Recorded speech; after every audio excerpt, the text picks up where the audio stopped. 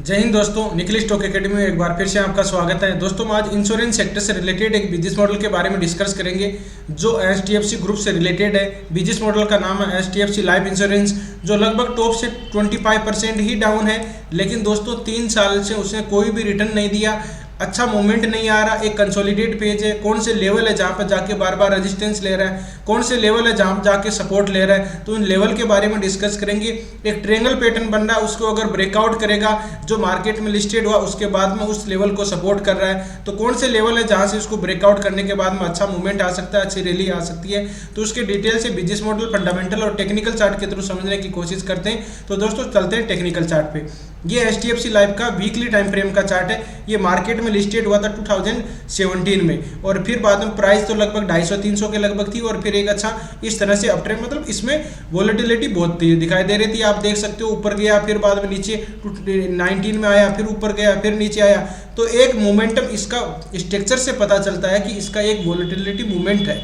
और फिर कौन से लेवल है जो यहाँ पर सपोर्ट ले रहा है, कौन से लेवल है जहाँ पर रेजिस्टेंस ले रहा है, उसको भी देखेंगे। इसने कोविड मतलब के कोविड के टाइम तो ये बहुत नीचे आ गया था, लेकिन कोविड के बाद में भी जिस तरह से ये टर्म इंश्योरेंस हुआ है, दूसरे इंश्योरेंस करती हैं, उनमें भी कोई दिक्कत आई थी कि कोविड की वजह से डेथ भी हो गई थी, तो इनको थोड़ा बहुत बिजनेस मॉडल नहीं चला था, तो उस वजह से भी हो सकता है। और टेक्निकल चार्ट को भी हम समझने की कोशिश करते हैं। तो दोस्तों देखिए, पहले बात करें तो अप ट्रेंड था, लेकिन अप ट्रेंड यहाँ पर कोई ऐसा अप ट्रेंड इतना इस तरह से आ जाता है तो अप ट्रेंड नहीं माना जाता, इसको वोलेटिलिटी मूवमेंट भी कह सकते हैं। क्योंकि अप ट्रेंड होता है तो वो थोड़ा बहुत इस तरह से ही चलता है, इस तरह से जाता है तो ठीक है। लेकिन आप देख पाओगे कि यहाँ से ये सपोर्ट लिया, फिर वापस यहीं सपोर्ट आ गया, तो रिवर्स तो हुआ, लेकिन एक मतलब कि मोमेंटम वोलेटिलिटी ज़्यादा इसमें दिखाई दे रही थी।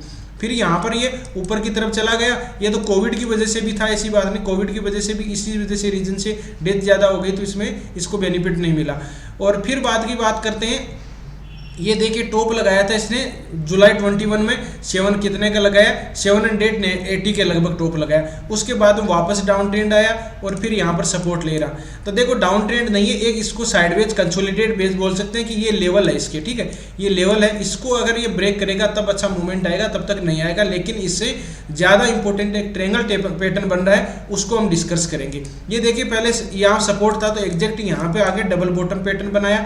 बाइंग टीआरसीपी और सेलिंग टीआरसीपी किस तरह से काम करती है इसमें दोस्तों, इतना मतलब कि वोलेटिलिटी ज़्यादा है, तो एक सपोर्ट का सही जगह से काम कर नहीं रहा है किस तरह से। अब देखिए यहाँ पर एक डबल बॉटम पैटर्न बनाया था, नीचे की ब्रेकडाउन किया लेकिन फेल हो गया, वहीं पे इसने हैमर कैंडलस्टिक पैटर्न बना दिया। फिर ऊपर की तरफ गया, आप देख पाओगे कि डबल टॉप पैटर्न बनाया, फिर नीचे की तरफ वापस आ गया। तो अब इस तरह से वोलेटिलिटी ज़्यादा है इसमें, तो एक पैटर्न देख लेते हैं। ज़्यादा अपन इसमें ज़्यादा डिस्कस करेंगे नहीं, थोड़ा बिजनेस मॉडल, इसका फंडामेंटल देखेंगे। अब इसका एकदम क्लियर है कि इसको जब ये मार्केट में लिस्टेड हुआ था तब से इस लेवल को ये रिस्पेक्ट कर रहा है। मैं यहाँ से एक ट्रेड लाइन ड्रॉ करता हूँ और ये देख सकते हो कि इस ट्रेड लाइन को मैंने, ये देखिए इस ट्रेड लाइन का यहाँ पर सपोर्ट ले लिया, तो फिर हमने 2 पॉइंट को मिला देते हैं। ट्रेड लाइन को ड्रॉ करने का ये तरीका हो गया। फिर वापस आके कोविड के टाइम यहीं सपोर्ट लिया, यहाँ पर अपने को देखना था बाइंग टीआरसीपी। फिर यहाँ पर वापस आएगा तो ये ऑटोमेटिक ड्रॉ हो गई। और अभी प्रेजेंट टाइम की बात में ये कब आया था, मतलब कि देख सकते हो मार्च 23 में यहाँ पर आया था, तो एग्जैक्ट वहीं पर सपोर्ट मिला है, ठीक है। अब प्रेजेंट टाइम में अब अगर कोई यहाँ पर आता है इस ट्रेड लाइन के पास में कोई बाइंग टीआरसीपी, तो आप इसमें बाइंग कर सकते हो, पहली चीज़, ठीक है।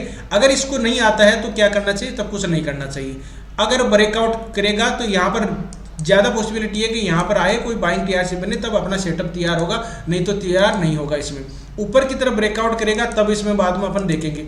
ऊपर की तरफ ब्रेकआउट की बात करें तो इस ट्रेड लाइन को इसने रिस्पेक्ट किया है। ये ट्रायंगल टाइप का पैटर्न बन रहा है। जब तक इस ट्रायंगल पैटर्न को ब्रेकआउट नहीं करेगा तब तक इसमें कोई मूवमेंट आने वाला नहीं है। इसको अगर या तो यहाँ पर कोई बाइंग टीआरसीपी दे या फिर इस ट्रेड लाइन को देखे ब्रेकआउट के साथ में ध्यान रखना पॉसिबिलिटी है कि 2-3 बार ही अभी टेस्ट किया है, तो 1-2 बार यहाँ पर रेजिस्टेंस पे इसको टेस्ट करने की पॉसिबिलिटी बनती है। क्योंकि रेजिस्टेंस टूटता है ट्रेड लाइन को, तो हो सकता है 4-5 बार उसको टेस्ट कर ले। तो पहली चीज़, इसको अगर ब्रेकआउट करता है तो इस तरह से, जिस तरह से इस यहाँ पर फेल हुआ है, यहाँ पर देख सकते हो कि एक सेलिंग टीआरसीपी बन गया, यहाँ रेजिस्टेंस, तो अब ये सपोर्ट का जब काम करेगा तो ब्रेकआउट होगा। ब्रेकआउट के साथ में यहाँ पुलबैक पैटर्न आएगा, पुलबैक पैटर्न के साथ में यहाँ पर कोई बाइंग टीआरसीपी दे तब इसमें अच्छा मूवमेंट आने की पॉसिबिलिटी है, तब तक नहीं आएगा इसमें। और आप इनको देख सकते हो कि इसने देखिए कब से, अभी जो प्राइस चल रही है वो तो अक्टूबर 19 के लगभग ये प्राइस में था, मतलब 600 के लगभग 19 में था। तो आप देख सकते हो कि 3-4 साल के लगभग हो गए। तो इसमें ज़्यादा मूवमेंट नहीं है, जो पहले से इन्वेस्ट है वो तो आप बने रह सकते हैं, लेकिन फ्रेश बाइंग करने का कोई मतलब नहीं रहता। इंपॉर्टेंट लेवल है कि यहाँ पर कोई बाइंग टीआरसी पे दे तो अपन बाइंग कर सकते हैं, अदरवाइज इस लेवल को ब्रेक करें तब इसमें अच्छा मूवमेंट आएगा। दोनों के इसमें कोई भी मूवमेंट नहीं आने वाला है। अब इसका थोड़ा सी वापस देखेंगे यहाँ पर फिबोनाची रिट्रेसमेंट किस तरह से यूज में करते हैं, 200 मूविंग एवरेज का क्या रोल रहता है उसको भी समझने की कोशिश करेंगे। इससे पहले अपन थोड़ा फंडामेंटल देख लेते हैं। अब देखिए ये HDFC लाइफ की इसकी साइट है, इसमें ये क्या करते हैं, HDFC life total asset under management AMU इसमें 2 लाख मतलब के 2,30,000 करोड़ के लगभग इसमें ये कर रखा है, और इसमें 6.8 करोड़ लाइफ इंश्योरेंस कर रखे हैं इन्होंने। और we have honour 99 individually claim करते हैं। इनका ये थोड़ा सी और डिटेल से आपको जानना है तो इसमें ये किस टाइम का प्रोसेस रहता है वो जाके देख सकते हो। हेड ऑफिस बॉम्बे में होगा, शायद बॉम्बे में है।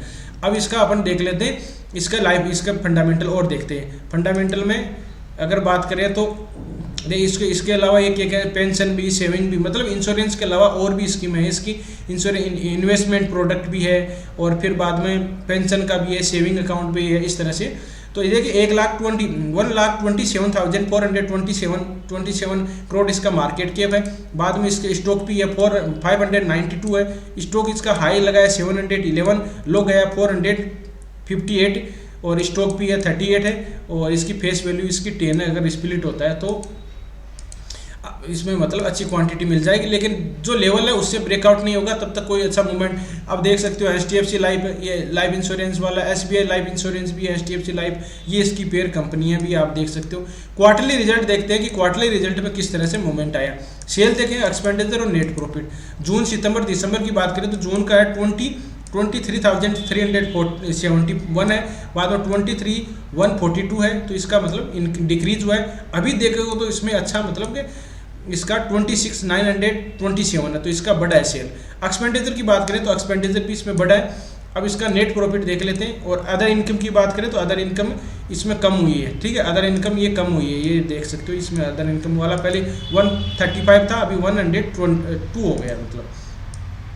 अब बात करते हैं नेट प्रॉफिट। तो नेट प्रॉफिट देखो इसकी वजह से मतलब 378 था, मतलब 368 हो गया, तो ये इसका नेट प्रॉफिट तो डिक्लाइन आया है इसमें।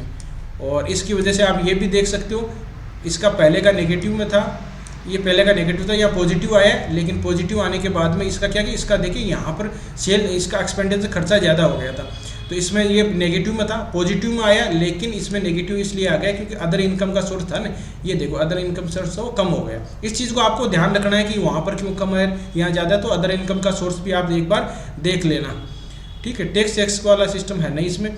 और अभी आप देखिए, अब बैलेंस शीट, इसका प्रॉफिट वाई टू वाई देखने, ज़्यादातर अपने को क्वार्टरली रिजल्ट पे ध्यान देना चाहिए, जिससे कि पता चले कि अपडेट किस तरह से, सॉरी। इसका बाद में इक्विटी कैपिटल कितना है, 2150 है, बाद में इसे रिजर्व है 11,518 है, और बोरोइंग इसका 950 के लगभग है, तो ये इसका बोरोइंग हो गया। बाद में बात करते हैं इसका शेयर होल्डिंग पैटर्न। प्रमोटर के पास में इसका देखिए होल्डिंग 50% है, डीआईज की होल्डिंग, सॉरी प्रमोटर की 50% है, एफआईज की होल्डिंग 31 है, डीआईज की होल्डिंग 6% है, और पब्लिक अपने जैसे लोगों की 11% होल्डिंग है। और इसके 8 लाख मतलब लोग 8,44,000 लोगों ने इसमें इन्वेस्ट कर रखा है पूरे टोटल की बात करें तो। अब इसके वापस ये इसका बिजनेस मोड फंडामेंटल तो ठीक है, क्वार्टरली रिजल्ट थोड़े डाउन है। टेक्निकल चार्ट को वापस समझने की कोशिश करते हैं। पहली चीज़ तो अपने को ये ट्रेड लाइन का देखो बार बार रेस्पेक्ट कर रहा है, तो इसको चीज़ को आपको ट्रेड लाइन ड्रॉ करते हैं, 2 पॉइंट को मिला देते हैं, फिर अपने आप ड्रॉ हो जाती है, तो इसको ब्रेक करेगा तभी अच्छा मूवमेंट आएगा, फिर आप अच्छा मूवमेंट आएगा, 1000 तक जा सकता है, लेकिन इसको ब्रेक करेगा तभी होगा भाई। और यहाँ पर भी बाइंग करते हो तो केवल स्विंग ट्रेडिंग के हिसाब से कर सकते हो, यहाँ पर रेजिस्टेंस मिल जाएगा इस चीज़ का, तो ये इसका लेवल हो गए। अब देखिए फिबोनाची रिट्रेसमेंट और 200 मूविंग एवरेज किस तरह से काम करती है वो भी देख लेते हैं। मतलब स्टॉक को ऊपर की तरफ जाना होगा तो 200 मूविंग एवरेज से ऊपर होना होगा। उससे पहले अपन देखिए फिबोनाची रिट्रेसमेंट। यहाँ देखिए फिबोनाची रिट्रेसमेंट को हमने लगाया, और प्रेजेंट टाइम की बात करें, पहले देखो 61% पर यहाँ रेस्पेक्ट किया था बार बार और नीचे की तरफ आया, लेकिन इसको टेस्ट नहीं किया 78%। अभी देखो 50% की सपोर्ट पे यहाँ पर ले रहा है, 50% का एग्जैक्ट सपोर्ट ले रहा है, 23% का यहाँ पर रेजिस्टेंस लिया था, यहाँ पर भी सपोर्ट लिया, अभी प्रेजेंट टाइम में यहाँ ले रहा है, तो यहाँ पर आता है, तो भी ये भी अपने को ध्यान। एक तो फिबोनाची रिट्रेसमेंट का, दूसरा चीज़ है अपन ट्रेड लाइन ड्रॉ करते हैं उसका ट्रायंगल पैटर्न का भी है। अब एक लास्ट बची है जो 200 मूविंग एवरेज 200 मूविंग एवरेज भी अच्छा काम करता है, मतलब 200 दिनों का एवरेज होता है कि 200 दिनों के अंदर वो किस तरह से मूवमेंट आने वाला है। अब देखिए 200 मूविंग एवरेज कर लेते हैं।